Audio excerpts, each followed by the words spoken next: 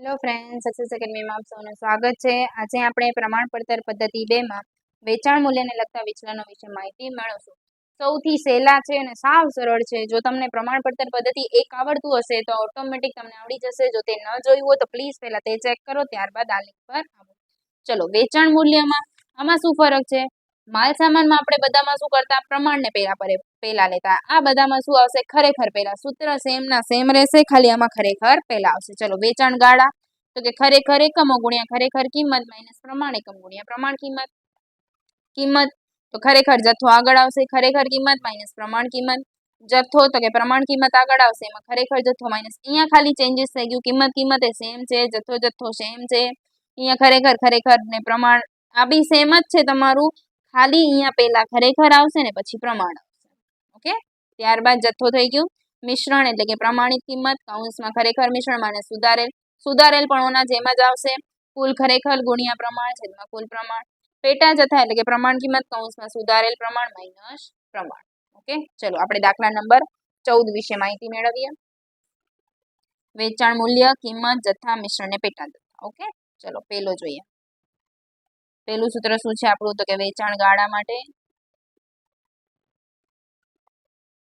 તો કે ખરેખર એકમ ગુણ્યા ખરેખર કિંમત માઇનસ પ્રમાણ એકમ ગુણ્યા પ્રમાણ કિંમત. ચલો, એ બી સી 3 છે, ત્રણે માટે જોઈએ. એ માટે આપેલા છે ખરેખર 1200. હવે આની અંદર ડાયરેક્ટ પણ લખી શકાય, પણ હું તમને એક જ કરીને બતાવું છું. કુલ રકમ 6000 આપેલી છે, તો 6000 ભાગ્યા 1200 કરો એટલે તમને પ્રમાણ કિંમત મળી જાય 5. એટલે અહીંયા પાછા શું આવશે? 6000 જ આવશે, કેમ કે ગુણાકાર કરશો એટલે માઇનસ પ્રમાણ એકમો 1000 આપેલા છે ગુણ્યા 4 કેટલા આવશે? 4000 માઇનસ કરો એટલે 2000.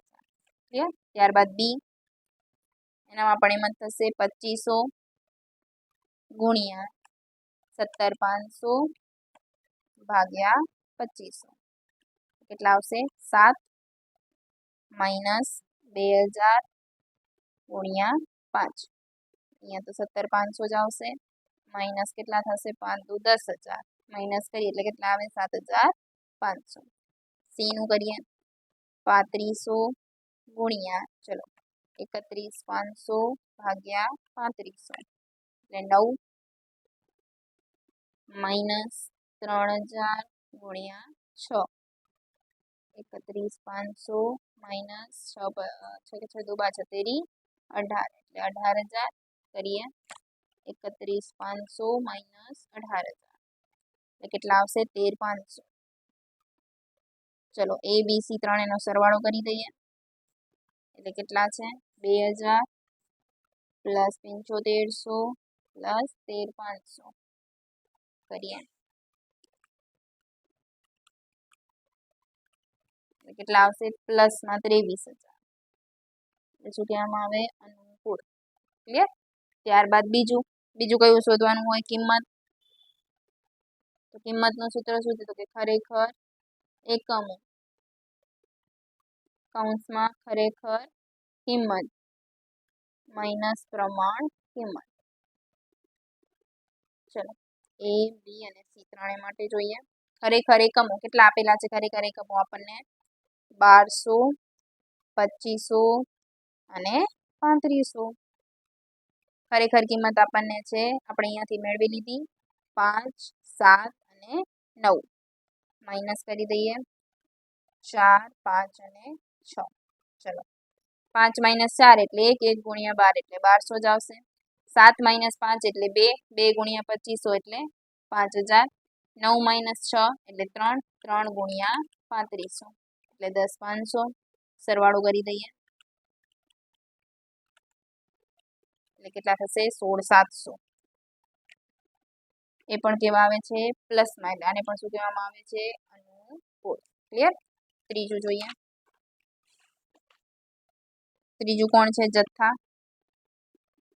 ચલો, જથ્થાનું સૂત્ર શું હતું? પ્રમાણ કિંમત કૌંસમાં શું આવે? પેલા ખરેખર કે પ્રમાણ? ખરેખર. ખરેખર જથ્થો માઇનસ પ્રમાણ જથ્થો. ચલો એ બી સી. પ્રમાણ કિંમત 3 એની છે આપણા પાસે. કેટલી છે? 4, 5, 6. ચલો ખરેખર જથ્થો 1200, 2500 અને 3500. માઇનસ કરીએ 1000, 2000 અને 3000. ચલો 1200 માઇનસ 1000 એટલે 200. 200 ગુણ્યા 4 એટલે 800. 2500 માઇનસ 2000 એટલે 500. 500 ગુણ્યા 5 એટલે પાછા 2500. 3500 માઇનસ 3000 એટલે 500. 500 ગુણ્યા 6 એટલે 3000. ચલો સરવાળો કરી દો. 800 પ્લસ 2500 પ્લસ 3000, 6300. આ પણ કેવા મળે છે? પ્લસમાં, એટલે આને પણ શું કહેવામાં આવે છે? અનુકૂળ. ઓકે. ચલો ત્યારબાદ ચોથું કોણ હતું? મિશ્રણ. મિશ્રણનું સૂત્ર શું હતું? પ્રમાણ કિંમત કૌંસમાં ખરેખર મિશ્રણ માઇનસ સુધારેલ પ્રમાણ મિશ્રણ. ચલો એ બી અને સી. હવે સુધારેલ પ્રમાણ મિશ્રણ તો શોધવું પડશે. સુધારેલ પ્રમાણ મિશ્રણ. ચલો એનું સૂત્ર શું છે? આપણા પાસે છે જ. શું છે? કુલ ખરેખર ગુણ્યા પ્રમાણ અને છેદમાં કુલ પ્રમાણ. ચલો એ માટે જોઈએ કુલ ખરેખર કેટલું? ચલો સરળ કરી નાખીએ. 1200 પ્લસ 2500 પ્લસ 3500 એટલે કેટલા આવશે? 7200 ગુણ્યા એ નું પ્રમાણ કેટલું છે? 1000 ભાગ્યા કરી નાખીએ 1000, 2000 ને કેટલા થશે? ટોટલ 6000 થશે. ચલો તો 7200 ગુણ્યા 1000 ભાગ્યા 6000 એટલે કેટલા આવશે? 1200. બી માટે જોઈએ 7200 ગુણ્યા 2000 ભાગ્યા 6000. 7200 ગુણ્યા 2000 ભાગ્યા 6000 કેટલા આવશે? 2400. ચલો સી માટે એનું પણ એમ જ થશે. 7200 ગુણ્યા 3000 ભાગ્યા 6000